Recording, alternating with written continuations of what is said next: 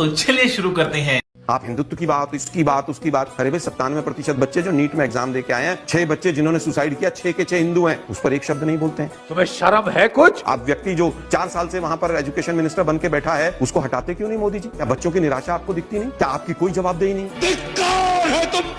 रुपए की तुलना में डॉलर कहां जा रहा है मोदी जी? आज पेट्रोल, डीजल और रुपए में जिस तरह से होड़ लगी हुई है कि कौन जल्दी सेंचुरी मारेगा, पेट्रोल तो मार ही गया। मुझे क्रेडिट नहीं चाहिए। मोदी साहब, आज अर्थव्यवस्था का बैंड बजा हुआ है, उसको संभालिए। दलाल! कल ही आप ही का कोई मित्र बताया, राजेश करके 15,000 करोड़ का गबन करके भाग गया LIC का सारा पैसा लेकर। 15 लाख करोड़। 15 लाख करोड़। क्या आप एक शब्द बोलेंगे मोदी जी उसके ऊपर? नहीं, अब मैं पूछूंगा ऐसा कैसे हुआ। देखिए, जो नीट और CBSE के बीच में जो घटनाएं हुई बहुत दुर्भाग्यपूर्ण है। सरकार इस विषय पे न सिर्फ सतर्क है बल्कि संवेदनशील भी है। चल झूठा। आप केवल कह रहे हैं मोदी साहब संवेदनशील हैं। अरे भाई, वो वेबसाइट अभी तक नहीं चली, खाक संवेदनशील है। मतलब देखिए, शर्म ही नहीं है। जब नीट नहीं होता था तब कैसे एडमिशन हो रहे थे? CBSE से। जी नहीं, नीट जब नहीं था तो प्राइवेट कॉलेजों का कोई एंट्रेंस टेस्ट नहीं होता था, सब एंट्रेंस नहीं होता था, सब एक लिस्ट लगाते थे और सीटें बिकती थी 25 लाख, 30 लाख, 35 लाख में। ये तो लेटेस्ट न्यूज है। मगर जो इन्होंने कहा कि हम लोग निराशावाद की बात करें, इकोनॉमी का बैंड बजाए, तो मैं चुनौती के साथ कहता हूं आलोक जी से, इस समय दुनिया का एक देश बताइए जहां पर महंगाई की दर भारत से कम हो। अच्छा, दुनिया का एक देश बताइए जहां पेट्रोल के दाम भारत से कम बढ़े। अमेरिका में 10 से 40% बढ़े हुए हैं। अभी मैं आपके लाखों दर्शकों से कहता हूं, सैन फ्रांसिस्को कैलिफोर्निया में खोल के देखिए आज कितना डीजल का, पेट्रोल का रेट है और भारत में कितना है। अभी बता दे भाई। 150 करोड़ के लोगों का आप तुलना छोटे छोटे देशों से करें, सैन फ्रांसिस्को से करने लग जाएं,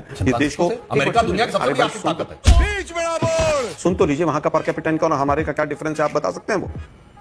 इतना सन्नाटा क्यों है भाई? मैं फिर कहूंगा, आप मान के चलिए महंगाई भी नहीं है, बेरोजगारी भी नहीं है, नीट पेपर नहीं भी है, मैं तो कह रहा हूं। अब आया ना लाइन पे। नीट पेपर भी आउट नहीं हुआ। रोज बैठ के आप लोग गुमराह कर रहे हैं देश को। एक NGO को आपने पूरे देश के बच्चों का भविष्य दे दिया, उसका नाम NTA है।